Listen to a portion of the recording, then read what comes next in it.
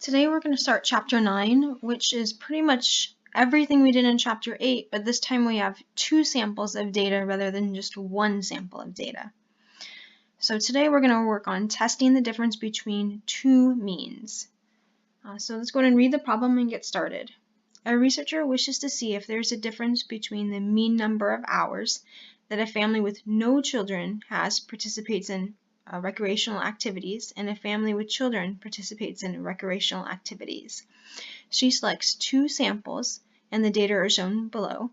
We use mu1 for the mean hours for families with no children, and we have an alpha of 0.01. And we want to test, is there a difference between the means of the 2 samples?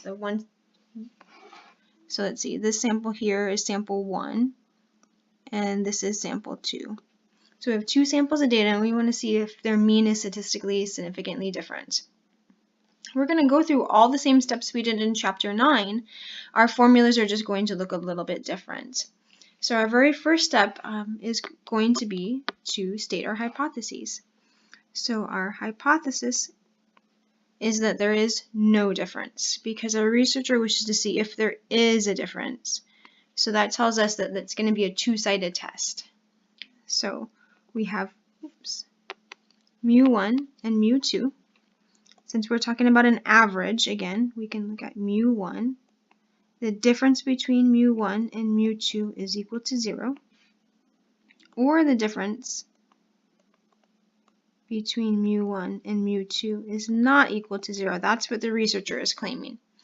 So this is one way to write our hypotheses. Another way to write our hypotheses would be to say that mu1 is equal to mu2, right? Because we could just add mu2 to both sides. It's just an equation. And the alternative is mu1 is not equal to mu2. So our step 1 is done. We've written our hypotheses. Now we're going to use the p-value method, so we need a test statistic. So if you read in your book, there's a test statistic that looks very similar to the one that we used for the 1 sample, but we're just including information for 2 samples. So I'm going to just use TS for test statistic. We need to know what distribution we're working with. So when I look at my data here, I notice that we're given sigma, the population standard deviation. So since we're given the population standard deviation and our samples are greater than 30, then we're going to use the Z test statistic, the normal distribution. So Z is equal to, and this time we have 2 samples, so we're going to take X bar for the first group minus X bar for the second group, and then we're going to subtract what the difference is. Well, here the difference is equal to 0, so we're going to subtract off a 0. In the denominator, we're going to have a square root, and what goes underneath the square root is the population variance for the first group divided by its sample size, plus the population variance for the second group divided by its sample size. So again, the sigma 1 squared, the sub 1 is just going to tell me it's the first group, and n sub 1 just tells me it comes from the first group. So what we have is we have 8.7 minus 10.5.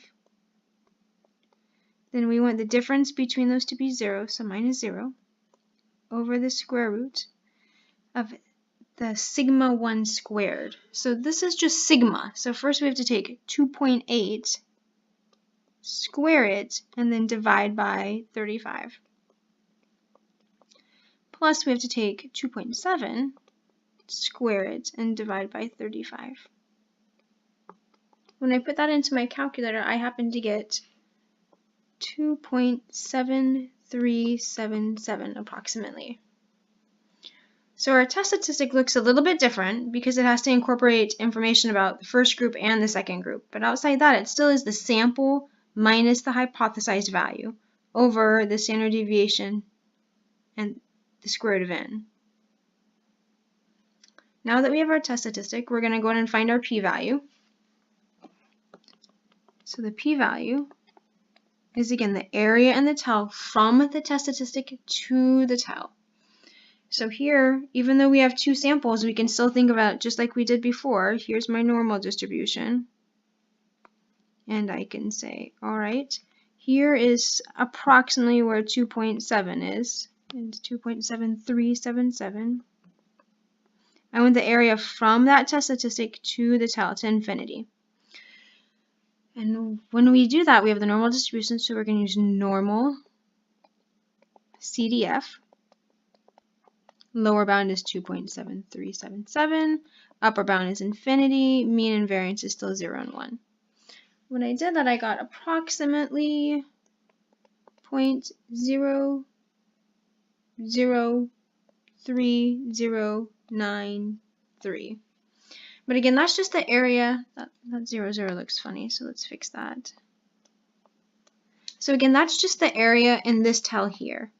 But our hypothesis was a two-tailed test. So we need to take this p-value and multiply it by 2 because it's a two-tailed test.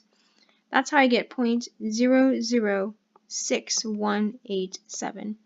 So this is actually our p-value. So now we have to make a decision. Is that p-value bigger or is that p-value smaller than our alpha value? Our alpha value was given to us right here, 0.01.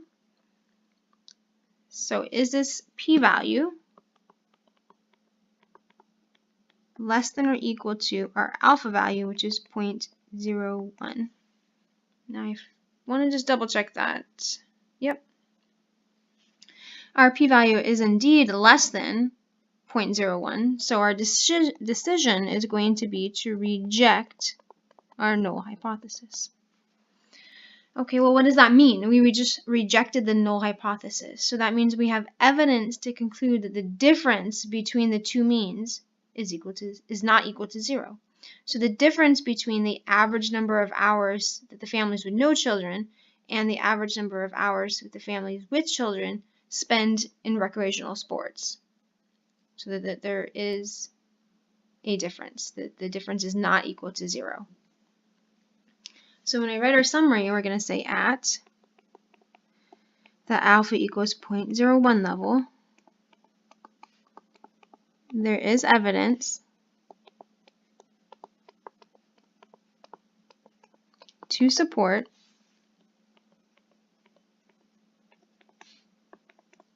the claim that the difference between the average number of hours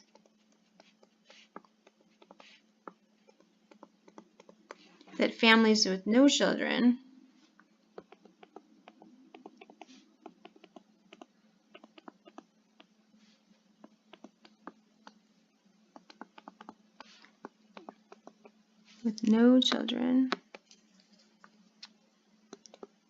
and families with children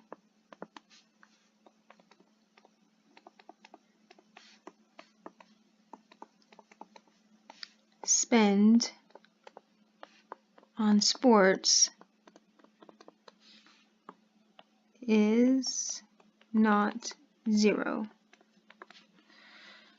So at the alpha equals 0.01 level, there is evidence to support the claim that the difference between the average number of hours that families with no children and families with children spend on sports is not 0. So that there is a difference. All right, feel free to email me if you have questions.